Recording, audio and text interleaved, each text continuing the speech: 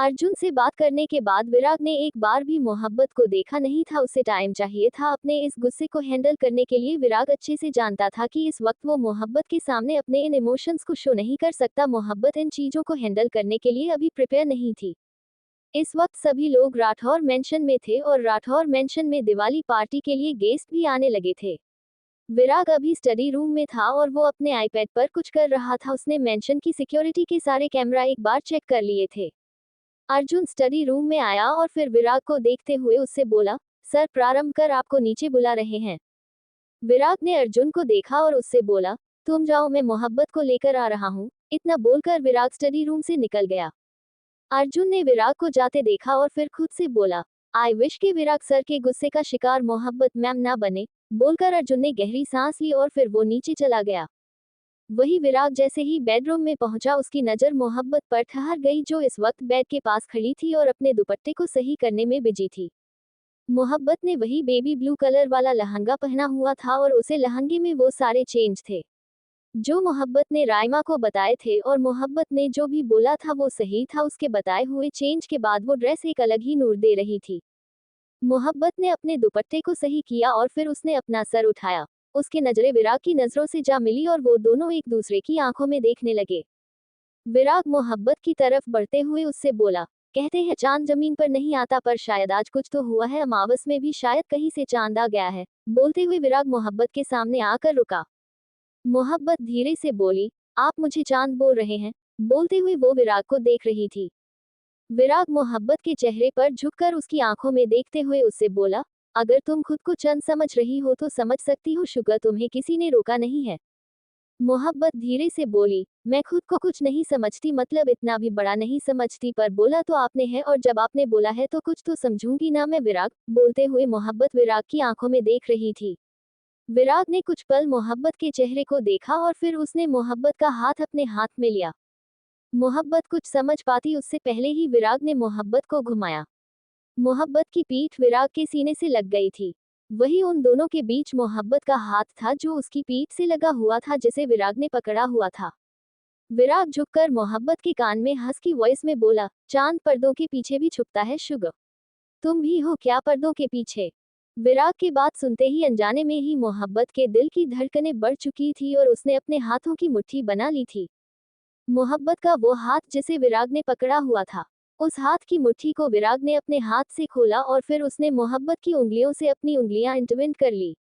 मोहब्बत ने कुछ बोलने के लिए अपना मुंह खोला था कि तभी विराग ने फिर से मोहब्बत को अपनी तरफ घुमाया और इस बार उसने मोहब्बत का हाथ अपने कंधे पर रख लिया। विराग ने अपना दूसरा हाथ मोहब्बत की कमर पर रखा और फिर उसे अपने करीब खींचते हुए उससे बोला, पर्दे हर बार अच्छे नहीं लगते शुगर, और जब पर्दे धोखे से लगने लगे तब तो बिल्कुल अच्छे नहीं लगते। अपनी बात बोलकर विराग ने अगले ही पल मोहब्बत को छोड़ दिया और फिर 2 कदम पीछे हट गया। विराग ने मोहब्बत को देखा और फिर उससे बोला, नीचे सब हमारा वेट कर रहे हैं, हमें नीचे जाना चाहिए शुगर। बोलकर विराग जाने के लिए मुड़ गया। तभी मोहब्बत ने विराग का हाथ पकड़ा और उससे बोली, क्या मतलब था आपकी बातों का? क्या कहना चाहते थे आप अभी? बोलते हुए मोहब्बत आगे बढ़कर विराग के सामने आए। उसकी नजरें विराग पर ही टिकी हुई थी। मोहब्बत ने जिस हाथ से विराग का हाथ पकड़ा हुआ था, विराग ने अपना हाथ छुड़ाते हुए मोहब्बत का हाथ पकड़ा और उस हाथ को मोहब्बत की पीठ से लगाकर उससे बोला, यू नो शुगर, दिल धड़कता भी है तो दिल जलता भी है, दिल संभलता भी है तो दिल लड़खड़ाता भी है, सब करता है, पर जब दिल धोखा खाते हैं तो वो कुछ और ही बन जाता है। मोहब्बत कुछ बोलने वाली थी, उससे पहले ही विराग ने उसके फोरहेड पर किस किया और फिर धीरे से बोला, आज की शाम खराब नहीं करते शुगर, बातें करने के लिए तो पूरी जिंदगी पड़ी है। बोलकर विराग ने मोहब्बत का हाथ उसकी पीठ से हटाया और फिर उसकी उंगलियों से अपनी उंगलियां इंटरविन करके उसे लेकर बेडरूम से निकल गया। बाहर गार्डन में पहुंचते ही विराग ने मोहब्बत का हाथ छोड़ दिया और फिर वो दूसरी तरफ चला गया। मोहब्बत विराग को जाते हुए देख रही थी और कुछ सोच रही थी। कुछ सोचते हुए मोहब्बत धीरे से बोली, ऐसा क्यों लग रहा है कि ये तूफान से पहले की बातें हैं? ऐसा क्यों लग रहा है कि आपका दिमाग में कुछ बड़ा चल रहा है? बोलते हुए मोहब्बत की नजर विराग पर ठहरी हुई थी, जो प्रारंभ के पास खड़ा था। वही प्रारंभ विराग को देखते हुए उससे बोले, क्या हुआ विराग? कुछ हुआ है क्या? बोलते हुए प्रारंभ गौर से विराग एक्सप्रेशंस को नोटिस करने की कोशिश कर रहे थे। विराग बिना किसी भाव के बोला, नो दादू, कुछ नहीं हुआ और मैं नहीं चाहता कि आज रात कुछ ना हो, क्योंकि आज की रात दिवाली नाइट है। राथोस की रेपुटेशन के लिए बहुत इंपॉर्टेंट है ये रात, इसलिए आज रात को ट्रबल में नहीं चाहता। प्रारंभ कुछ पल रुककर बोले, मैं इस रात की दिवाली नाइट की बात नहीं कर रहा विराग। मैं तुम्हारी बात कर रहा हूँ। तुम्हें पता है ना, तुम और मैं एक ही सिक्के के दो पहलू हैं। तुम नहीं बताओगे, नहीं जताओगे तो भी कहीं ना कहीं मुझे समझ आ जाएगा। प्रारंभ की बात सुन विराग के फेस पर तिरछी मुस्कान आ गई थी। कहीं ना कहीं प्रारंभ की बात सच ही थी। प्रारंभ और वो एक दूसरे का अक्ष ही थे। दोनों ना चाहे तो भी एक दूसरे की हर चीज जानते थे और पहचान लेते थे। विराग ने प्रारंभ को देखा और तिरछा मुस्कुराते हुए बोला, मैं नहीं बताऊंगा, नहीं जताऊंगा, तो भी आपको पता चलेगा तो पता कर लीजिए मिस्टर प्रारंभ सिंह राठौर। मुझे इंतजार है कि कब मैं आपके मुंह से सुनूं, जो मैं नहीं बताना चाहता, जो मैं नहीं जताना चाहता। बोलकर विराग ने प्रारंभ की तरफ आई विंक की और फिर वो दूसरी तरफ चला गया। प्रारंभ गहरी सांस लेकर बोले, मिस्टर विराग सिंह राठौर, चैलेंज नहीं करना चाहिए था। अगर चैलेंज किया जाएगा तो प्रारंभ सिंह राठौर उस चैलेंज को पूरा करेगा। किसी न किसी कीमत पर तो करना ही पड़ेगा। बोलते हुए प्रारंभ के फेस पर हल्की सी स्माइल आ गई थी। प्रारंभ की नजर अचानक ही एक तरफ गई और उनकी स्माइल गायब हो गई, क्योंकि उस तरफ तापसी महेश के साथ खड़ी थी। इस पार्टी में सभी लोग आए थे, इसीलिए महेश सहगल भी आए थे, और महेश सहगल आए थे तो उनकी बेटी का आना तो बनता ही था। तापसी को देख प्रारंभ धीरे से बोले, इस लड़के को कितनी बार मना किया है मैंने कि मुझे ये लड़की बिल्कुल नहीं पसंद, लेकिन इसे समझ में नहीं आता। ये कुछ समझना ही नहीं चाहता। अब आए हैं तो झेलना तो पड़ेगा। बोलकर प्रारंभ गहरी सांस ली और फिर वो दूसरी तरफ चले गए। वही तापसी जो महेश के साथ खड़ी थी वो चारों तरफ देख रही थी। तभी महेश उससे बोला, तुम यहाँ पर आकर अनकंफर्टेबल तो नहीं हो रही ना तापसी? अगर तुम्हें कोई प्रॉब्लम हो रही है तो हम वापस जा सकते हैं। और तापसी बीच में बोली, रिलैक्स डैड, मैं बिल्कुल ठीक हूँ। बेवकूफ नहीं हूँ मैं जो इन चीजों से परेशान हो जाऊं। Just relax okay. बोलते हुए तापसी ने महेश को देखा और फिर हल्का सा मुस्कुरा दी। वही तापसी की बात सुन महेश ने बिना कुछ बोले बस हाँ में सर हिला दिया। तापसी चारों तरफ देखते हुए मन में बोली, ये हक मेरा था। मुझे तुमसे कुछ खास फर्क नहीं पड़ा विराग, लेकिन ये जगह मेरी थी जो तुमने किसी और की वजह से मुझसे ली। अगर तुम ऐसे ही मुझे डिवोर्स देते तो सब भूल जाती मैं, लेकिन अब नहीं भूल सकती। सोचते हुए उसकी नजर मोहब्बत पर गई जो राइमा के साथ कुछ बातें कर रही थी। वही मोहब्बत जो राइमा से कुछ बोल रही थी। अचानक ही उसे अपने ऊपर नजरों की तपिश फील हुई। उसने अपनी नजर चारों तरफ घुमाई और उसकी नजर सीधे विराग की नजरों से जा मिली, जो किसी से बात कर रहा था पर उसकी नजर उसे पर ही थी। विराग और मोहब्बत वो दोनों एक दूसरे की आंखों में देख रहे थे। राइमा ने ये चीज नोटिस की और फिर वो मुस्कुराते हुए बोली, विराग के छोड़ो, तुम बताओ, डू यू लव हिम? ये सुनते ही मोहब्बत ने विराग से अपनी नजर हटाई और फिर राइमा को देखते हुए उससे बोली, लव? राइमा झट से बोली, ऑफ कोर्स तुम्हारे हस्बैंड की बात कर रही हूँ मैं। जिस तरीके से वो तुम्हें देखता है, जिस तरीके से तुम उसे अभी देख रही हो, ऐसा लग रहा है कि बहुत प्यार करती हो तो तुम उससे। मोहब्बत धीरे से बोली, नहीं, मतलब ये बस एक ऐसे ही आई कांटेक्ट था और कुछ भी नहीं। राइमा आप ज्यादा मत सोचिए। बोलते हुए मोहब्बत ने एक बार फिर से विराग को देखा, जो अभी भी उसे देख रहा था। उसे अपनी तरफ देखता पाकर मोहब्बत ने झट से अपनी नजरें राइमा की कर ली। राइमा मुस्कुराते हुए बोली, बहुत लोगों को देखा है मैंने, फैशन डिजाइनर हूं ना, तो मेरे पास शादियों के कॉन्ट्रैक्ट बहुत आते हैं। कपल्स को देखा है और उनके बीच प्यार को भी और तकरार को भी, इसीलिए बोल रही हूँ, मोहब्बत हो तुम और मोहब्बत में हो तुम। अगर अभी नहीं समझ रही तो बहुत जल्द समझ जाओगी। राइमा की बात सुन मोहब्बत की नजर फिर से विराग पर चली गई, जो इस बार उसे नहीं देख रहा था बल्कि अपने सामने खड़े इंसान को कुछ बोल रहा था। राइमा मोहब्बत के कान के पास जाकर धीरे से बोली, जब नजर ना चाहते हुए भी उसी इंसान पर जाए और जब ना चाहते हुए भी उसकी वजह से दिल की धड़कनें बढ़े, तब तुम मोहब्बत की गलियों में कदम रख चुकी हो। तुम मान जाओ, तुम्हारे लिए अच्छा होगा। बोलकर राइमा 2 कदम पीछे हट गई। राइमा की बातें मोहब्बत के दिल और दिमाग में घूम रही थी और उसकी नजर विराग पर ही थी। वही विराग अपने सामने खड़े इंसान से बोला, नो मिस्टर जावेद, मुझे इन चीजों में कोई इंटरेस्ट नहीं है। ऐसी बेफालतू की डील्स लेकर आप मेरे पास नहीं आए तो बेटर है। Now excuse me. बोलकर विराग वहां से चला गया। विराग अपने फोन पर कुछ करते हुए जा रहा था कि तभी वो किसी से टकरा गया। उसने अपनी नजरें उठाकर सामने तापसी को देखा जो उसे घूर रही थी। तापसी को देखते ही देखते विराग के फेस पर इविल स्माइल आ गई। वो धीरे से बोला, हेलो मिस सहगल, कैसी लग रही है आपको राठौर उसकी दिवाली नाइट? तापसी विराग को घूरते हुए उससे बोली, बहुत बहुत अच्छी है mister Virag Singh Rathore, thanks for inviting. Virag evil smile करते हुए बोला, you are wrong here, invite आपको नहीं किया गया था। इनवाइट आपके फादर को किया गया था, आप तो उनके साथ by one get one free बनकर आए। इतना बोलकर विराग तापसी के साइड से होते हुए निकल गया। वहीं तापसी ने मुड़कर विराग को जाते देखा। तापसी विराग को जाते देख धीरे से बोली, by one get one free. You know what, तुम्हारी दिवाली नाइट बहुत अच्छे जा रही है ना। मुझे एक बार बर्बाद कर चुके हो तुम, लेकिन मैं कुछ कर सकती हूँ। आई मीन कुछ नहीं, बहुत कुछ। शायद तुम्हारा बच्चा छीन सकती हूँ। बोलते हुए तापसी की नजर खुद ब खुद मोहब्बत पर चली गई थी, जो टेबल के पास खड़ी थी और सारे पटाखे अरेंज करवा रही थी। क्या करने वाली थी तापसी? क्या मतलब था विराग की बातों को? जानने के लिए पढ़ते रहिए। बाहर गार्डन एरिया में सभी लोग दिवाली की पार्टी में बिजी थे। इस वक्त सबका खाना पीना चल रहा था। थोड़ी देर बाद पटाखे भी चलने वाले थे और पूजा हो चुकी थी। मोहब्बत इस वक्त अभय के साथ खड़ी थी और उसकी नजर एक स्टॉल की तरफ से जहां पर गोलगप्पे मिल रहे थे। मोहब्बत का बड़ा मन कर रहा था वो गोलगप्पे खाने का, पर उसे नहीं पता था कि विराग ने अगर उसे देख लिया तो वो कितना गुस्सा करेगा। मोहब्बत की नजरों को नोटिस कर अभय उससे बोला, अगर तुम्हें खाना तो तुम खा सकती हो। मोहब्बत, विराग ज्यादा रिएक्ट नहीं करेगा। मोहब्बत ने अभय को देखा और उससे बोली, वो रिएक्ट नहीं, वो गुस्सा करेंगे सर।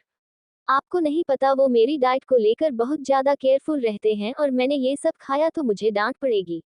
मुझे डांट नहीं खानी। अभय हल्का सा हंस कर बोला, तुम डरती हो विराग से? मोहब्बत धीरे से बोली, आपके भाई ऐसे है किसी को भी डर लग जाए। अभय कुछ पल रुक कर बोला, आई नो विराग है थोड़ा सा मतलब एग्रेसिव, पर इतना भी नहीं बोलेगा। तुम्हें अगर खाना तो तुम खा सकते हो, आज रात को तुम्हें छूट दे देगा, इतना जानता हूँ मैं उसे। मोहब्बत धीरे से बोली, पक्का? अभय मुस्कुराते हुए बोला, पक्का।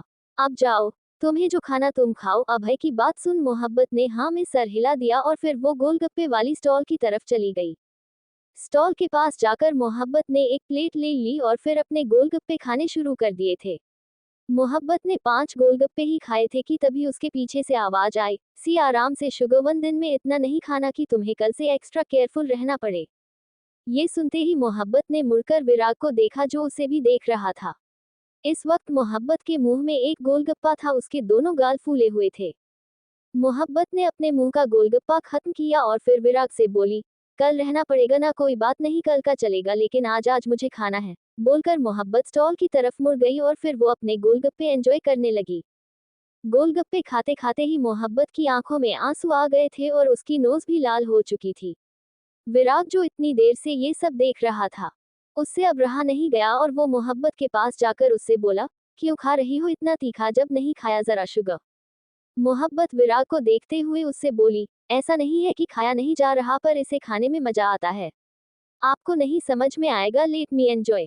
विराग ने मोहब्बत को अपनी तरफ घुमाया और फिर उससे बोला, इसे एंजॉयमेंट नहीं, इसे टॉर्चर कहते हैं, जो तुम अपने ऊपर कर रही हो। लुक, तुम्हारा पूरा चेहरा लाल हो चुका है। बोलकर विराग ने अपने पॉकेट से रुमाल निकाला और फिर वो मोहब्बत के चेहरे को साफ करने लगा। मोहब्बत धीरे से बोली, मुझे थोड़े से और। विराग बीच में बोला, नो वे, और नहीं, बहुत हो गया। बोलकर विराग मोहब्बत का हाथ पकड़कर उसे वहां से ले गया। विराग मोहब्बत को सीधे पानी वाले स्टॉल के पास ले गया और फिर उसने मोहब्बत को एक गिलास पान पिलाया। पानी थोड़ा ठंडा था जिस वजह से मोहब्बत को आराम भी मिल रहा था। विराग ने मोहब्बत की चिन को पकड़ा और फिर उसका चेहरा ऊपर कर उसकी आंखों में देखते हुए उससे बोला, शुगर, तुम्हें तीखा बर्दाश्त नहीं होता। Literally you can't tolerate it, तो क्या जरूरत है जबरदस्ती खाने की। सी, तुम्हारे लिप्स भी कितने रेड हो चुके हैं। Want some chocolate? मोहब्बत कुछ पल रुक कर बोली, नहीं, मुझे कुछ नहीं चाहिए विराग।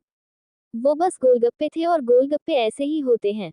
इतना तीखा तो चलता है, आई नो कि मैं ज्यादा तीखा बर्दाश्त नहीं कर सकती, पर इट्स ओके, कभी कभी तो चलता है। बोलते हुए उसके फेस पर हल्की सी स्माइल आ गई थी।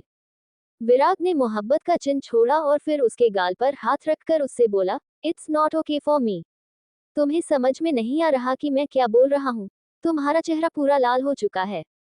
आई can't see you like this.